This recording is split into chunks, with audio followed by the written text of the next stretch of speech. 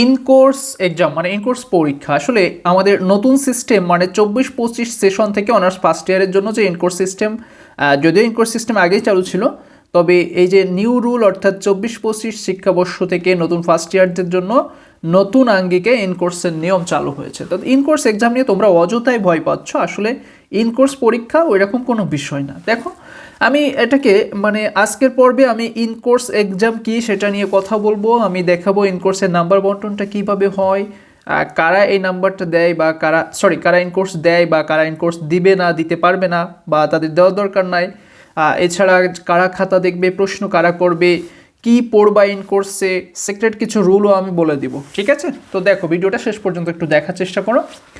মূলত in course পরীক্ষাটা হচ্ছে তোমার অনার্স ফাইনাল এক্সামের আগে এক ধরনের যাচাইমূলক পরীক্ষা বলতে পারো। ঠিক আছে, মানে এখানে আসলে কলেজ টিচারদেরকে কিছুটা প্রাধান্য দেওয়ার জন্য সম্ভবত এই সিস্টেমটা চালু হয়েছে। তো 24-25 সেশন থেকে যে নিয়মটা চালু হয়েছে সেটা হলো 2 ক্রেডিটের সাবজেক্টগুলোতে ইন কোর্স নাম্বার থাকবে 10 আর ফাইনাল যে এক্সাম সেখানে নাম্বার থাকবে 40। ঠিক আছে, মানে ফাইনাল পরীক্ষার নাম্বার থাকবে 40 আর ইন কোর্স মার্ক থাকবে 10, দুইটা মিলে 50 মার্কস থাকবে 2 ক্রেডিটের সাবজেক্টগুলোতে। আর যেগুলো 4 ক্রেডিটের সাবজেক্ট আছে, যেমন তোমাদের মেজরের সাবজেক্টগুলো, এখানে ইন কোর্স মার্ক থাকবে 20 আর ফাইনাল পরীক্ষায় মার্কস থাকবে 80, টোটালি 100। ঠিক আছে, ওকে। তো এইবার এই যে ফাইনাল পরীক্ষার যে মার্কসগুলো আছে এইগুলো আমরা আমাদের কোর্সে আমরা এই মার্কসের উপরে ভিত্তি করে আমরা আমাদের কোর্সে ক্লাসগুলো করাই। তো এই মার্কস নিয়ে আমি কোনো কথা বলছি না, কারণ এগুলো কোর্সে আলোচনা করে দেওয়া হয় কীভাবে আসে। আমি এখন কথা বলবো ইন কোর্স নাম্বার নিয়ে। দেখো ইন কোর্স নাম্বার 2 ক্রেডিটেরগুলোতে 10, 3 ক্রেডিটের ক্ষেত্রে 15, 4 ক্রেডিটের ক্ষেত্রে 20। ঠিক আছে, তোমাদের যে সাবজেক্টগুলো আছে সেখানে ক্রেডিট দেওয়া আছে যে এই ক্রেডিট এই সাবজেক্টটা 2 ক্রেডিটের, এই সাবজেক্টটা 4 ক্রেডিটের, এইভাবে ক্রেডিট করা আছে। তো 10, 15, 20 এভাবে ইন কোর্স নাম্বার ক্লাসিফিকেশন করা আছে। এখন আমি এই 20 নাম্বারের ইন কোর্সটাকে একটু বন্টন করে দেখাই কীভাবে দেওয়া হয়। দেখো সাধারণত 4 ক্রেডিটের যে সাবজেক্টগুলো আছে সেক্ষেত্রে 20 মার্কের ইন কোর্স থাকে, যার ভিতরে এই 20 মার্কে 3টা সেকশনে ভাগ করা হয়। একটা হচ্ছে ক্লাসে উপস্থিতির উপরে 5 মার্কস, অ্যাসাইনমেন্ট লেখার উপরে 5 মার্কস, আর ইন কোর্স প্রশ্নে থাকে 10 মার্কস। ঠিক আছে, মানে তুমি কলেজে কতটুকু উপস্থিত থাকছো তার উপরে তোমাকে এই 5 মার্কস নির্ধারণ করবে। তুমি কলেজে কত অ্যাসাইনমেন্টটা কীভাবে লিখছো বা জমা দিচ্ছ তার উপরে এই 5 মার্কস নির্ধারণ করবে। অনেক কলেজে এটা দেয়, অনেক কলেজে দেয় না। আচ্ছা, ইন কোর্স প্রশ্ন থাকবে একটা, মানে একই দিনে দেখা যাচ্ছে 7টা সাবজেক্ট থাকলে একদিনে 4টা সাবজেক্ট, বাকি 4টা সাবজেক্ট আর একদিনে হয়। এভাবে ইন কোর্স প্রশ্ন থাকবে একটা বিষয়ের জন্য, সেখানে থাকবে অনলি 10 মার্কস। ঠিক আছে, এখন ক্লাসে উপস্থিতি তোমাকে 60% বাধ্যতামূলক থাকতে হবে, নাহলে তুমি এই মার্কসটা পাবা না, বা তুমি ফার্স্ট ইয়ার পরীক্ষার জন্য ফর্ম ফিল আপের যোগ্য বলে বিবেচিত হবে না। এই জন্য তোমরা অবশ্যই ক্লাসে 60% মাস্ট বি উপস্থিত থাকবা। ঠিক আছে, এই 60% উপস্থিত না থাকলে এই মার্কস তো পাবাই না, সেই সাথে তোমরা ফাইনাল পরীক্ষার যে ফর্ম ফিল আপ সেটাও কিন্তু করতে পারবে না। আচ্ছা, অ্যাসাইনমেন্টের ক্ষেত্রে 40% নাম্বার বাধ্যতামূলক পেতে হবে, না হলে পাস হবে না। 40% হচ্ছে পাস মার্কস। যদিও এগুলো ন্যাশনাল ইউনিভার্সিটির রুল থাকলেও এক্ষেত্রে আমরা মার্কস পেয়ে যাবো, অ্যাসাইনমেন্টে কোনো সমস্যা হবে না। সমস্যা হবে ক্লাসে উপস্থিতির জন্য। এখানে হয়তো ক্লাস টিচাররা তোমাকে কনসিডার নাও করতে পারে, সেজন্য অবশ্যই তোমাকে 60% উপস্থিত থাকতে হবে। ঠিক আছে, আচ্ছা এইবার সর্বশেষ আসি ইন কোর্স পরীক্ষা। এই ইন কোর্স পরীক্ষা মানে ইন কোর্স প্রশ্নটা হবে একটা সাবজেক্টের জন্য অনলি 10 মার্কস। তবে এটার আবার 2টা পার্ট আছে, ইন কোর্স 1 আর ইন কোর্স 2। ইন কোর্স 1টা হয় এক টাইমে, তার 3 থেকে 4 মাস পরে হয় ইন কোর্স 2। এখানেও 10 মার্কস থাকে, এখানেও 10 মার্কস থাকে, দুইটার গড় ভিত্তিতে 10 মার্কস নির্ধারণ করা হয়। মানে ইন কোর্স 1-এ যদি তুমি 10 মার্কস পাও সেখান থেকে গড়ে 5 নেওয়া হবে, ইন কোর্স 2-এ যদি তুমি 8 মার্কস পাও সেখান থেকে গড়ে 4 নেওয়া হবে। তাহলে 4 আর 5 টোটালি তুমি পাচ্ছ 9-এর ভিতরে 10। এইভাবে গড় নির্ধারণ করবে দুইটা ইন কোর্সের ভিতর থেকে।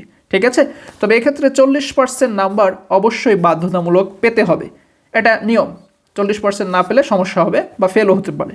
এখন আমি এর সিক্রেট রুলটা লাস্টে বলবো, ওকে, যে তোমরা 40% না পাইলেও কীভাবে টিকবা। আচ্ছা, এবার আসি কারা দিবে কারা দিবে না। দেখো যারা নতুন তাদের ক্ষেত্রে ইন কোর্স এক্সাম দিতে হবে, মানে 24-25 সেশনে যারা ভর্তি হয়েছে অথবা যারা কখনোই এই পরীক্ষা দেয়নি, মানে আগের ইয়ারে ভর্তি হয়েও যারা এই পরীক্ষাটা দেয়নি। ঠিক আছে, এদের ক্ষেত্রে শুধুমাত্র ইন কোর্স পরীক্ষাটা ওই সাবজেক্টে দিতে হবে। দিতে হবে না কাদের? ওই সাবজেক্টে যারা ওই সাবজেক্টে F গ্রেড পেয়েছে কিন্তু আগে একবার পরীক্ষাটা দিয়েছিল। ঠিক আছে, যাদের ওই সাবজেক্টে ফেল এসছে কিন্তু আগে পরীক্ষাটা একবার দিয়েছিল তাদের আর নতুন করে দিতে হবে না।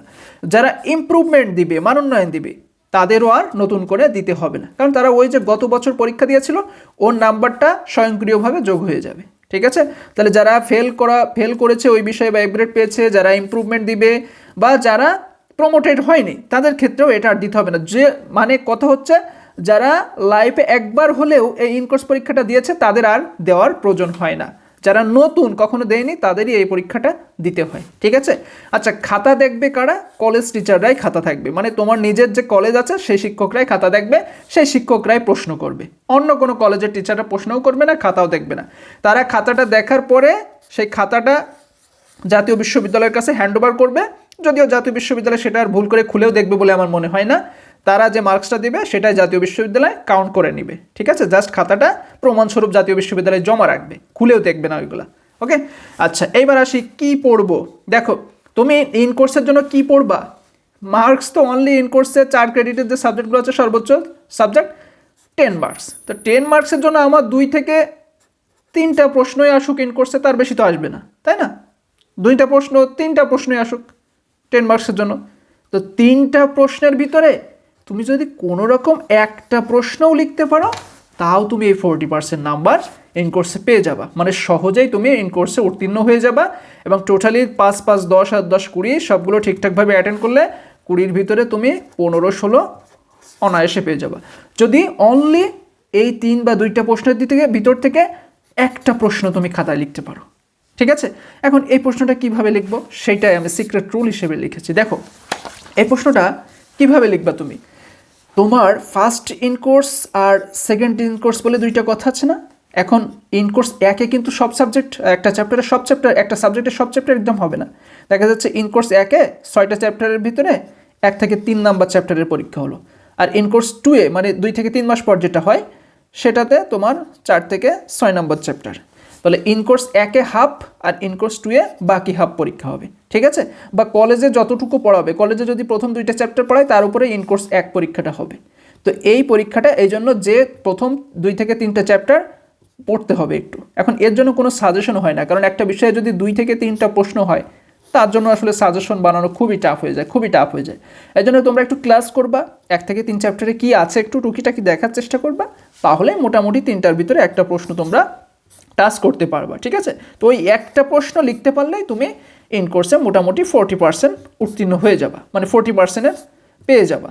ঠিক আছে, এবং ইন কোর্সে উত্তীর্ণ হয়ে যাবা। এছাড়াও অনেকে দেখা যাচ্ছে কিছুই পারেনি, তারা অ্যাটলিস্ট কী করবা, তারা অ্যাটলিস্ট ইন কোর্স এক্সামে প্রেজেন্টটা থেকো। হ্যাঁ, এই ভুলটা যেন করো না। ইন কোর্স এক্সামটা দিও, অন্তত কিছু না পারলেও খাতায় হাজিরা দিও এবং খাতায় একটু লেখার চেষ্টা করো, পারার দরকার নেই লেখার চেষ্টা করো। তাও আমার মনে হয় কোনো কলেজ টিচার তোমাকে ফেল করাবে না। ঠিক আছে, কোনো কলেজ টিচার চায় না তার স্টুডেন্ট ফেল করুক, বা কোনো স্টুডেন্টের খারাপ কোনো টিচার চায় না। এই জন্য আমার কথা হচ্ছে তুমি ক্লাসে 60% উপস্থিত থেকো। যখন অ্যাসাইনমেন্ট লিখতে দিবে কলেজ থেকে, যদি না দেয় তাহলে তো এক্ষেত্রে তুমি মার্কস পেয়ে যাচ্ছ, যদি লিখতে দেয় একটু লেখো। প্লাস ইন কোর্স এক্সামটাতে অ্যাটলিস্ট কিছু না পারলেও অ্যাটেন্ড করে একটা প্রশ্ন লেখার চেষ্টা করো।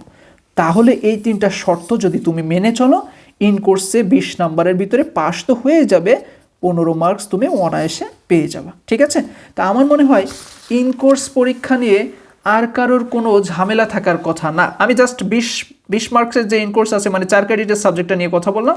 এখন যদি 2 ক্রেডিট নিয়ে কথা বলতে যাই তাহলে এর হাফ হয়ে যাবে। হ্যাঁ, ইন কোর্স পরীক্ষাটা তখন 10-এর জায়গায় 5 মার্কসের হবে। ইন কোর্স 1-এ 5 মার্কস, ইন কোর্স 2-এ 5 মার্কস, তারপর টোটালি গড় করে 5 মার্কস নির্ধারণ হবে। ঠিক আছে, 3 ক্রেডিটের ক্ষেত্রে ওইভাবে হিসাবটা হবে। তো এইভাবে আমার মনে হয় ইন কোর্স নিয়ে অযথা ভয় পাওয়ার কিছু নেই। তোমাদের কলেজে যে কয়টা চ্যাপ্টার পড়ায় 2 থেকে 3টা চ্যাপ্টার, তার উপরেই তোমার ইন কোর্স 1টা হয়, এবং বাকি চ্যাপ্টারগুলোর উপরে পরবর্তীতে 3 মাস পরে ইন কোর্স 2টা হয়। 2টার গড় করে এই মার্কসটা নির্ধারণ করা হয়, ইন কোর্স পরীক্ষার মার্কসটা নির্ধারণ করা হয় 10 মার্কস। ঠিক আছে, আর অ্যাসাইনমেন্টের উপরে যে 5 মার্কস আছে এটা তো ফিক্সড, এর আর 1-2 বলে কিছু নেই, ক্লাসে উপস্থিতিরও 1-2 বলে কিছু নেই, এগুলো সব পাস করে ফিক্সড। এগুলো তোমার উপস্থিতির উপরে নির্ভর করে মার্কসটা দিয়ে দিবে। ঠিক আছে, তো এই ছিল ইন কোর্স নিয়ে বিস্তারিত আলোচনা। অযথা ভয় পাওয়ার কিছু নেই, পড়ে যাও, পড়তে থাকো, ক্লাসে উপস্থিত থাকো, অ্যাসাইনমেন্ট লেখো, ইন কোর্স পরীক্ষাতে অ্যাটেন্ড করো, আশা করি ভালো কিছুই হবে।